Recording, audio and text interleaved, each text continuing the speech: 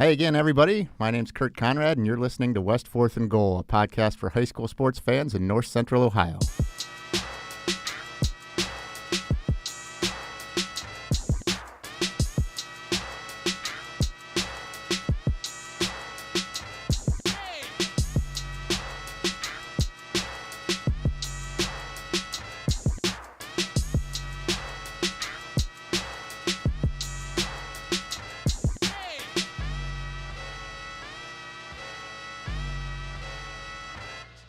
I'm with co-host Effie James in the Idea Works podcast studio in frosty downtown Mansfield. Now, I don't know if frosty is the word I'm looking for. I don't know if there's a word for what the weather is today. Well, I got a good friend of mine, and he's got a word for days like this. It's called brick.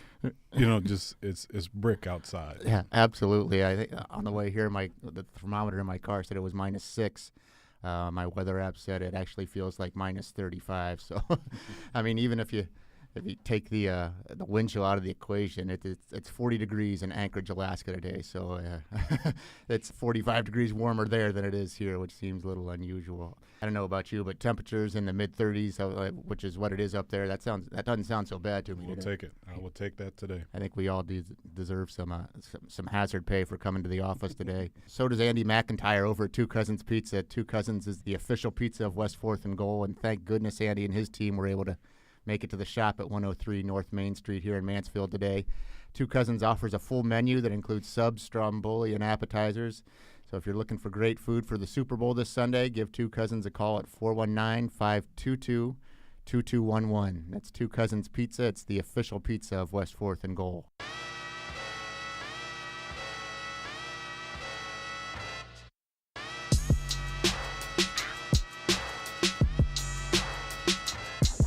Now that we got that out of the way, it's Saturday's the big day for you, huh? It's your documentary, TY for Tigers, a story of life, community, and basketball debuts at 5 p.m. inside the Mansfield Senior Auditorium. Mm-hmm. After senior high host Sandusky, how you holding up? Are you in pretty good shape? Yeah, I think I'm pretty good. I'm okay with the fact now, and people keep asking me, well, how many people are going to be there? And I literally have no idea. I'm hoping that it's a great turnout. We want all of Mansfield to come and check out this story. But to be honest, I don't know if there's going to be 400 or 400. I really don't know. So, but I think we put together a good story. I think it'll be fun to watch, bring the family, friends, and I think it'll be an interesting thing to experience about Mansfield, the community, and also about this great team in 84 and 85. Right. It chronicles that 84-85 team that made it to the Class AAA state championship game. But it goes well beyond that. I mean, you're telling the story about Mansfield at a time when things weren't necessarily great in Mansfield. Sure. And I think it's certainly a story worth telling. And, seems like you've enjoyed the process. Yeah. And I think it's one of those things that you have to be invested in it. I don't think I could write or be a part of something that I wasn't directly involved in with this much passion. I think because I was a part of it, I was young at the time, but because I was a part of it, it kind of gives me motivation to do something like this. And when it's about your hometown, it's a little bit of pride in that also. So It's cool. It seems like Mansfield needed something to feel good about itself about at the time, and that team provided that with Joe. Joe Prats was the coach at the time, and a lot of real great players. And I would imagine it's probably pretty neat for you to have the opportunity to sit down with those guys, 20 years after the fact and talk about it. Well, it's interesting because, like I said, these guys were my heroes. So, they see me and think, and they walk in the room, and I'm still starstruck like an 8-year-old. Right. And, but it's cool to be able to speak with them. I've either spoken to or interviewed most of the guys that were on that team, and a lot of the guys have been just awesome parts of this project and really gave great stories. So I'm appreciative to them, but it has been a fun experience for me to do this. Yeah, so if you got nothing going on this Saturday, come on down to Mansfield Senior, the auditorium at 5 o'clock, and it's a free showing, is that right? Free showing, and even if you do have something going on, skip it and come to the viewing. Come watch basketball movie, yeah, absolutely. Come down early, actually, and watch the Tigers play Sandusky before that. So. That's right. This week's guest, F, deserves some sort of reward for making it to the studio today. Not only did he brave the elements, but he had to work overtime last night. Clear Fork played last night.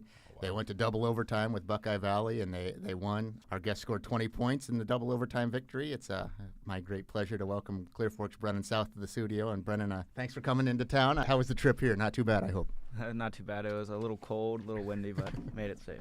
Yeah, I saw a lot of videos online this morning where people were throwing their hot coffee into the air, and it was turning into steam right out of the gate. So it's I've never experienced anything like this. It's a lot colder than anything I've been through.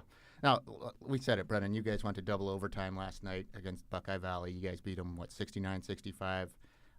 Week before that, River Valley gave you all you wanted. Is it a situation now where, you guys are 10-0 in the conference? Are you going to get everyone's best shot here going forward? Yeah, Coach is always preaching, embrace the bullseye. Everyone thinks that we have the biggest bullseye on our back right now. Ontario's coach said that the team that wins the conference is going to have 2 to 3 losses, but we don't think that, and we're just going to try to finish the game undefeated. Right. And you guys have Ontario coming up this week. And that conference, it's there's no off nights. It doesn't seem like no off nights. They play well, and I think the good thing, the one thing that I really admire about that conference, they have such great coaching. Mm-hmm. Great coaching, guys that are going to prepare their teams, and every night, like Brennan said, they got to be ready to play. And Coach Bechtel's done a great job with the Colts, and all those league teams are really fighting for that top spot. Clear Fork is 15-2 this year, and we talked a little briefly off the air, and you haven't had a chance to see him play this year. You should do yourself a favor and check it out, because it's a lot of fun to watch. They share the ball as well as anybody in the area. When you were coaching, is it hard to get guys to kind of check their egos at the door and spread the wealth like that for the betterment of the team? Well, it's probably one of the hardest things to do. Basketball is a sport where you're brought up most times to be the best at the individual skill of putting the ball in the basket. Right. That's just how it works. So to try to get basketball, which is in some ways an individual sport, to get kids to buy into the team concept can be difficult, especially when they have had success being a great individual player. So that's one of the biggest challenges for coaches in high school. So when I see teams that are able to share the ball, they genuinely don't care who scores the most points or who has the most highlights. That makes for a great team and a fun team to coach. And Brennan, I spoke to you after a game, I think earlier in the year. Maybe it was at Ontario, but that's basically the approach for you guys this year. It seems like it's whoever is the open guy is the guy who should be shooting the ball, huh? Yeah, everyone can shoot it from everywhere, and everyone's just friends and loves being out there together. And everyone's here for the same goal and to win. So whoever takes the shot, it's going in. Yeah, you would appreciate it. I think I was looking at the MOAC stats. I think of the top 5 or 6 assist guys, 3 of them are Clear Fork guys. They all handle the ball well, and they all pass it around really well. And that's it. It's fun to watch when it's played that way. Yeah, that's a credit again, like I've said before, to today's era of basketball and sharing the basketball and multifaceted guys who are positionless.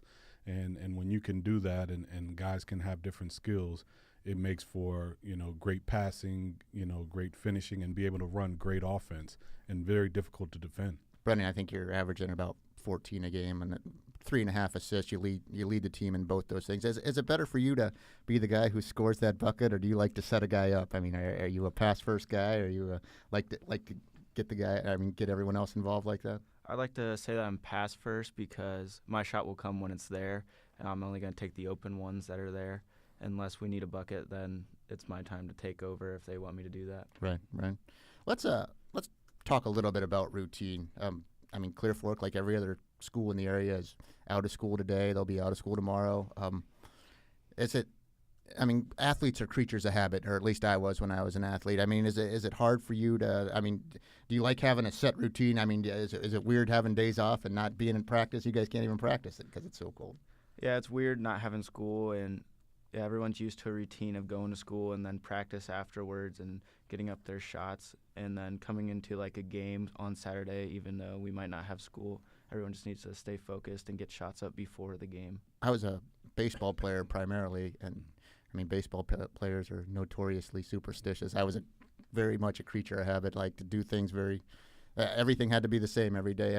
When you were coaching, did you try to did you try to keep a routine for the guys? I mean, is it does not having school and stuff like that, does that kind of throw things out of kilter? One thing I've found in coaching is anytime anything changes for kids and coaches, it's some of the worst things that I've experienced, because there's been times where either a weather causes school to be canceled or a game to be postponed or canceled.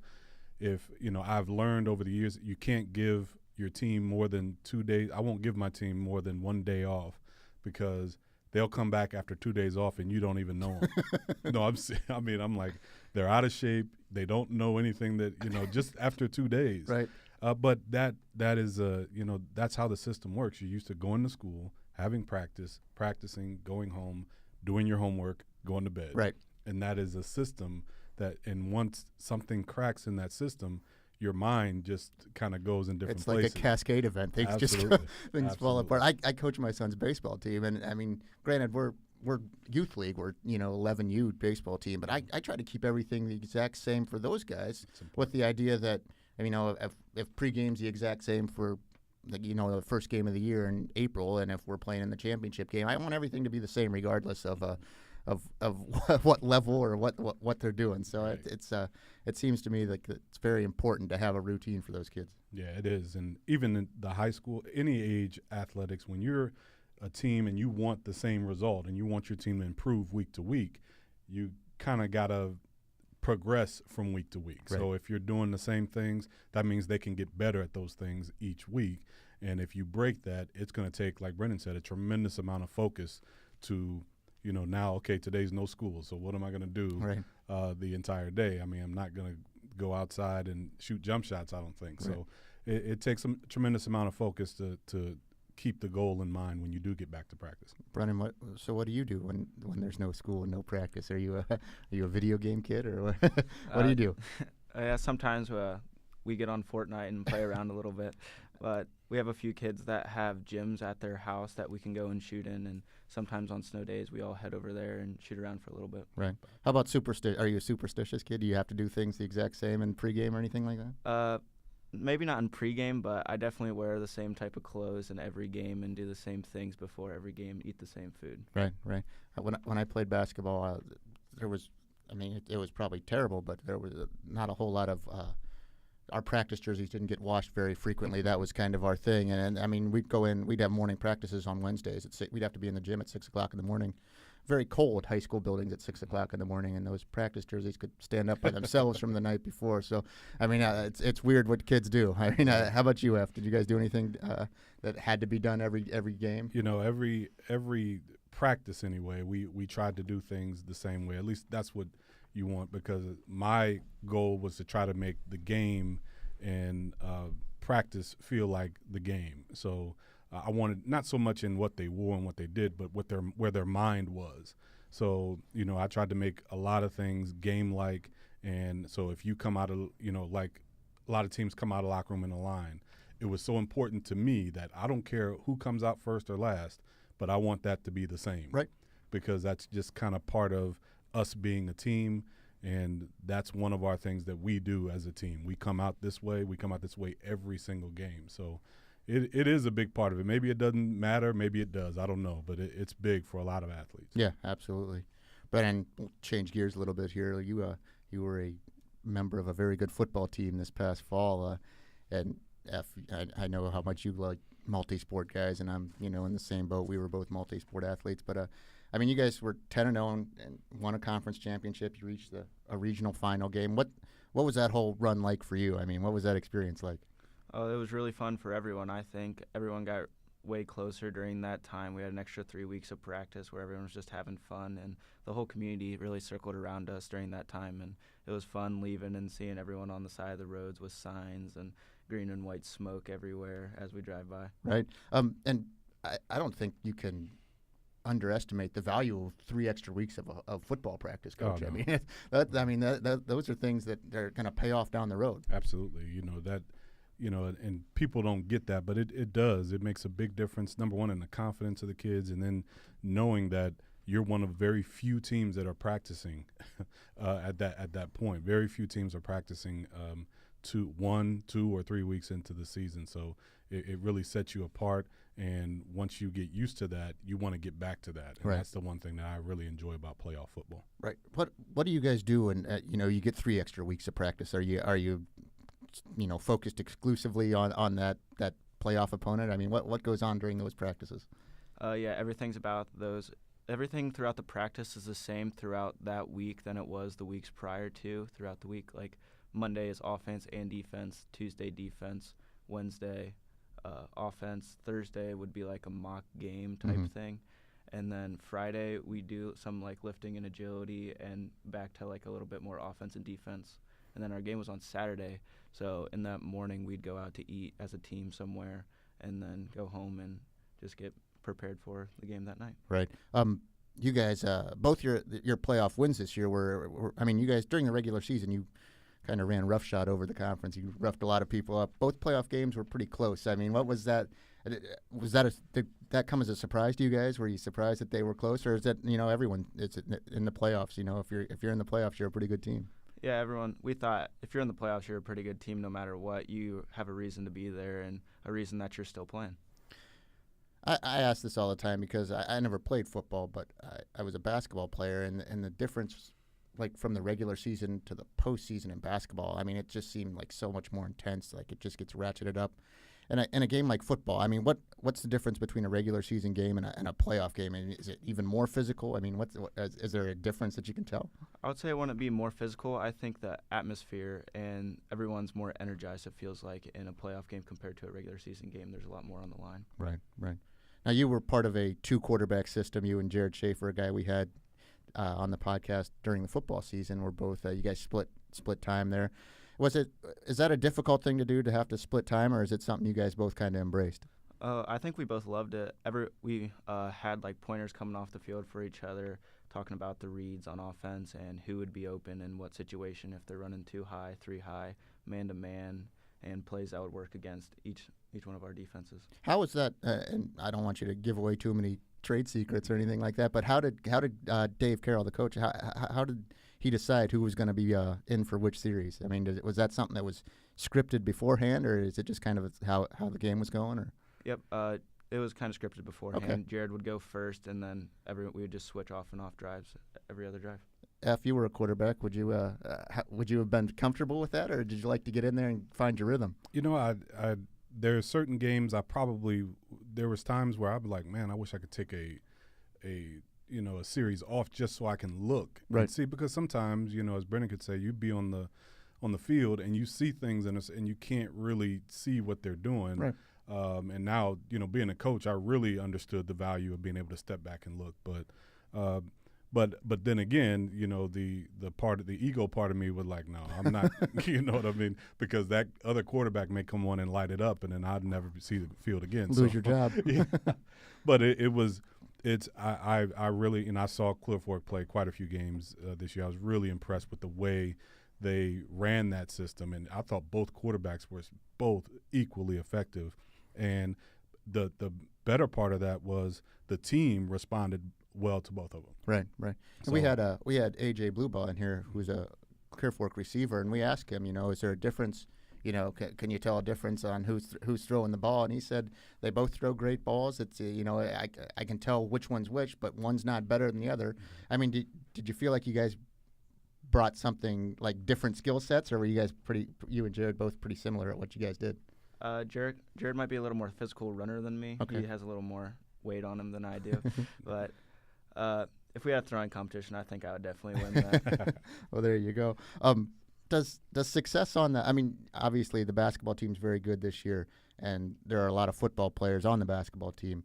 Does success on the football field translate to the basketball court? I mean, are there things that kind of translate from one to the other? Yeah, I think winning carries over into any sport you play and anything you do. I think our baseball team will have a great year this year, too, just because of football winning. They have a lot of basketball and football players coming on to that baseball team, and for basketball, yeah. Right. You guys, Clear Fork, I mean, they won a state basketball championship in 2002. I'm sure you remember that. They won a baseball championship in 2010. Is Clear Fork a baseball school? Is it a football school? Is it a basketball school? It seems to me like you guys do everything well down there. I think we try to. All our lifting programs are the same, so no matter what season is, we're all in there together. No matter if we're lifting with football, basketball, or baseball, we're all doing the same lifts, and everyone's kind of coming together. Right, right. Now you guys obviously have a pretty good senior class. A lot of those, I mean, Schaefer and Blue Ball, those guys are really good. Are you going to have to be more of a leader, I guess, going forward here after those guys check out at the end of June, or? Yeah, I think everyone's going to have to step up in some way, somewhere.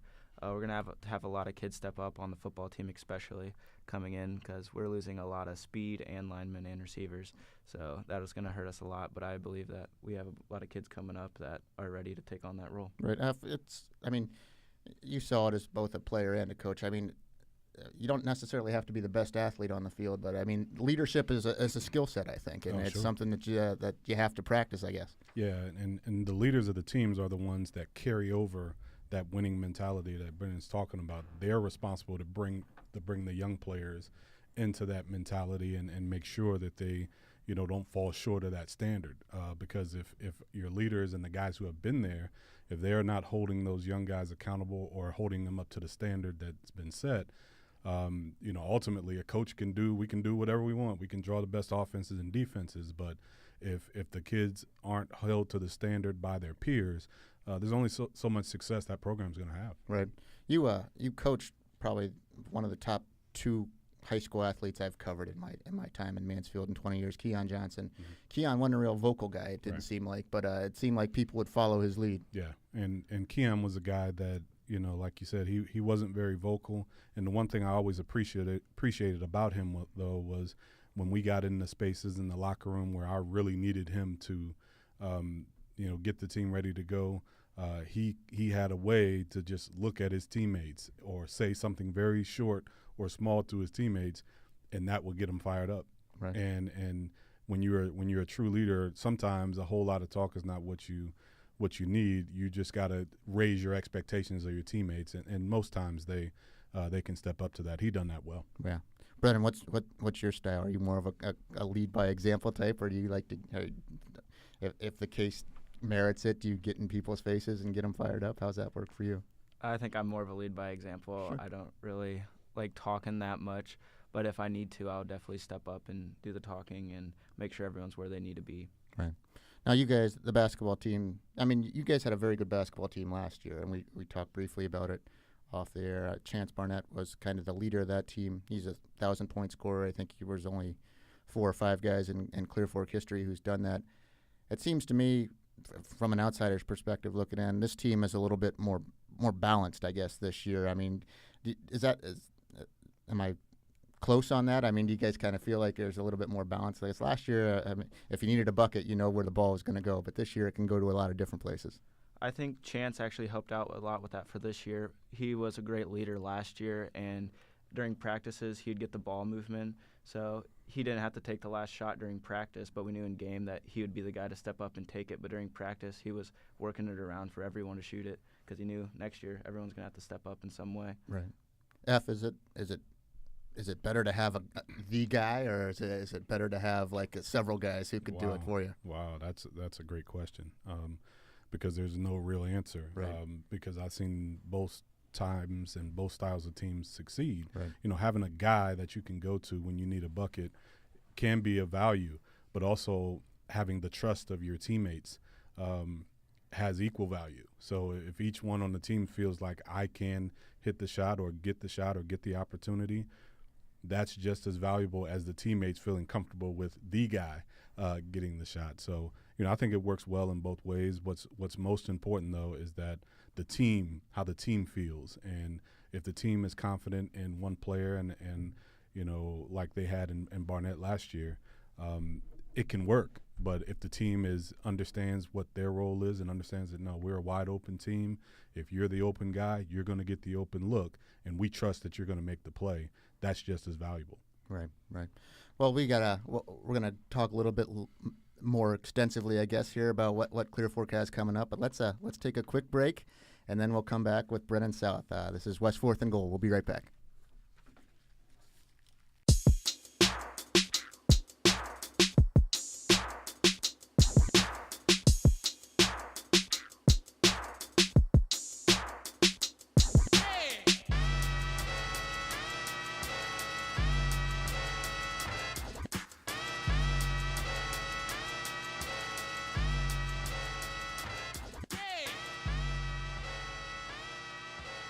Richland Source exists to tell the whole story of the communities we serve and to uncover, through our solutions journalism projects, common sense approaches to issues that are preventing our community from moving forward. We believe that a newsroom which listens to its audience can create real value and change through journalism. Your membership says you believe that supporting independent local news means a better community for all of us. Membership start at just $4.99 a month and includes some great benefits.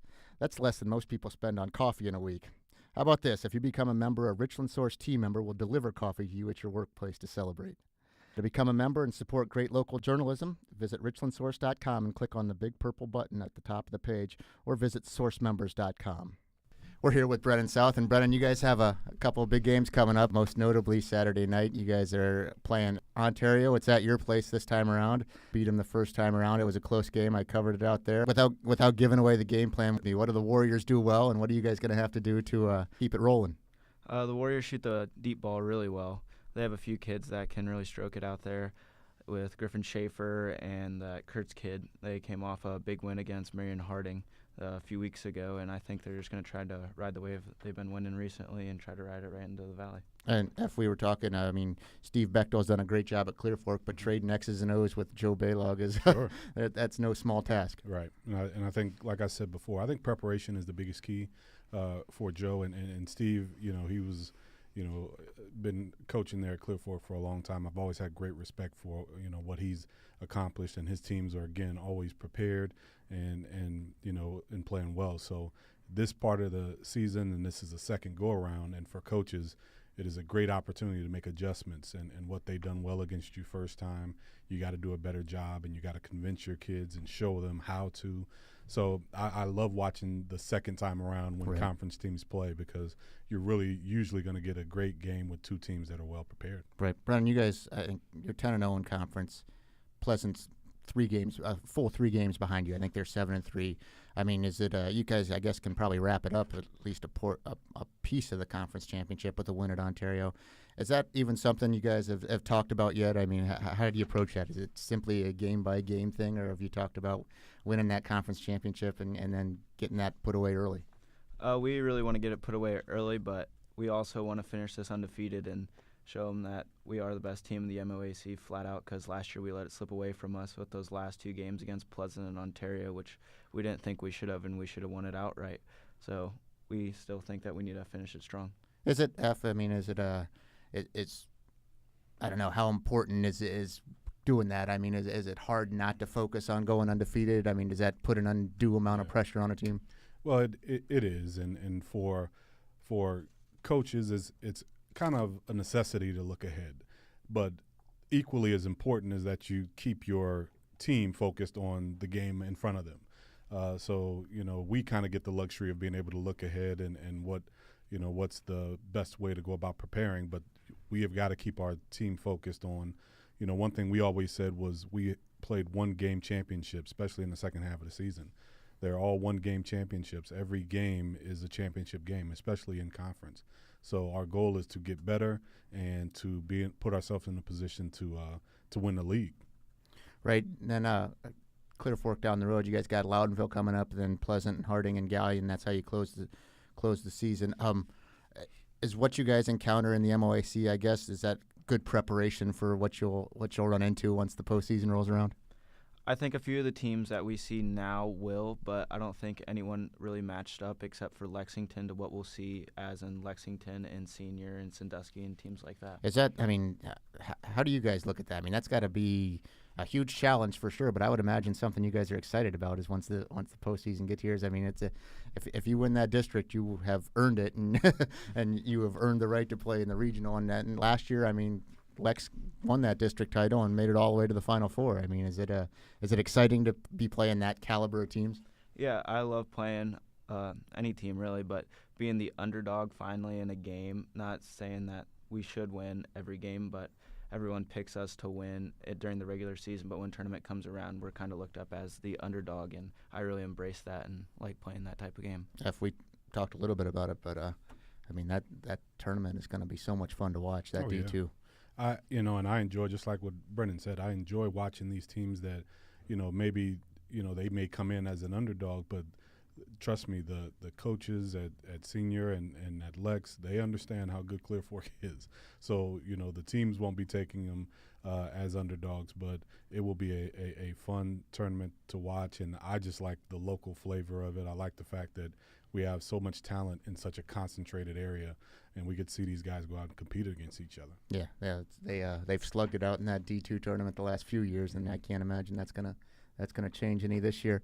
In the OCC, Mansfield Senior hosts Sandusky, and those are both teams that are going to be in that district tournament. I mean, is it good to play those teams in the regular season, knowing that there's a chance you might run into them down the road? Always. Yeah. We had a long-standing game with Lima Senior for years, and the only real reason why we kept that game is because we knew going into the districts they were going to be the team that we probably would have to beat if we wanted to get to the regional. So, I always embrace playing those teams and just for one to get a good look at them against your team, but also because it's usually great competition. And to have that type of competition in a game that really, you don't want to say it doesn't matter, but at the end of the day, we're going to get another shot at the tournament. It's a game that we can really learn and be prepared for come tournament time. Right. Another big game in the OCC, Lex and Ashland. It's at Lexington, I believe, this Friday. It's Ashland at Lex. Ashland has been playing really well. They've won, I think, 4 or 5 in a row.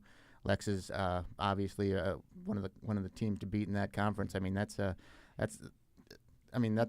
guess this is what it's all about right now at this time of year. That is going to be a very interesting game. I like the way Ashland is playing. They've been a mystery to me here the last actually couple years, but I like the way Coach Hess has that team playing now, and they seem to be on a roll. And one thing that happens when you flip a switch for a team and they figure things out, and I don't, maybe it's taken a while for them to figure it out, it's hard to stop that ball from rolling. So it'll be interesting to see how they play against Lex this week. Yeah, Ashland's won 5 straight. I think Lex has won 8 in a row. So I mean, that's those are both pretty lengthy winning streaks that are on the line, I guess, on Friday night. In the Mid-Buckeye Conference, it looks like Lucas has kind of tightened its stranglehold on the top spot in that conference. You guys just beat them the other night. They're a D4 school. You guys are D2. I mean, both very good teams. Brennan, tell us what did Lucas do well? They had number 10, I don't know his name, number 10. He shot the ball very well. They're going to be good in the next few years. They have a lot of sophomore, junior kids coming up, and I think they'll be fine for the next couple of years to come. Right. They are hosting Kidron Central Christian. Lucas is 7-0 in the conference. They got a chance here to lock it up here pretty soon, and we've talked a little bit about it. Taylor Eisman has done a really an exceptional job down there getting. I mean, Lucas is kind of known as for their football team here in the last few years, but the basketball team's doing a lot of good things too. Yeah, the key to that is Coach Eisman's done a great job year in and year out. He just maybe hasn't had the talent, or other teams, namely St. Peter's, have been tremendous with talent. But if you continue and you build your program, everything's going to come together for you at some point. You're going to have the talent. The other teams won't be star-studded as they usually are, and things are going to work out, and you're going to find yourself a top of league standings. And, I think they've been prepared for this, and Coach Eisman just continues to do a great job building that program. Right, and speaking of the Spartans, St. Pete's, they are at Crestline on Friday, and then they play Canton Central Catholic on Saturday. And Joe Jakubik has never shied away from playing some tough competition over there. Yeah, it's one of those things that, once you get used to doing that, and once you've changed that or decided that you're going to be a team that plays some of the best competition, you can't just decide, well, we're not going to be as talented this year, so we're not going to, it doesn't work that way. If you're trying to build your program, you've got to play the best teams, and I think Joe's done a great job of that. And they've been competitive in all of the games, and the games that they played, even against some better competition. So that's only going to mean bigger things for his program to come. Right. And before you know it, it doesn't seem like it was that long ago, when we were talking about the kind of the dog days of January, but all of a sudden it's the postseason is almost here. So right. We're looking forward to the next few weeks, and conference championships will be decided, and they'll have their tournament draws sooner than later. They always have that on Super Bowl Sunday, I think, which makes for a long, unfortunate day. Oh, I think the girls' tournament draw will be on Super Bowl Sunday this week or this year. This is on the 10th, I believe. Right. So, Well, I think that's going to do it for this week. We certainly appreciate Brennan South from Clear Fork from coming down. And for co-host Effie James, I'm Kurt Conrad, and this has been West 4th and Goal. Thanks.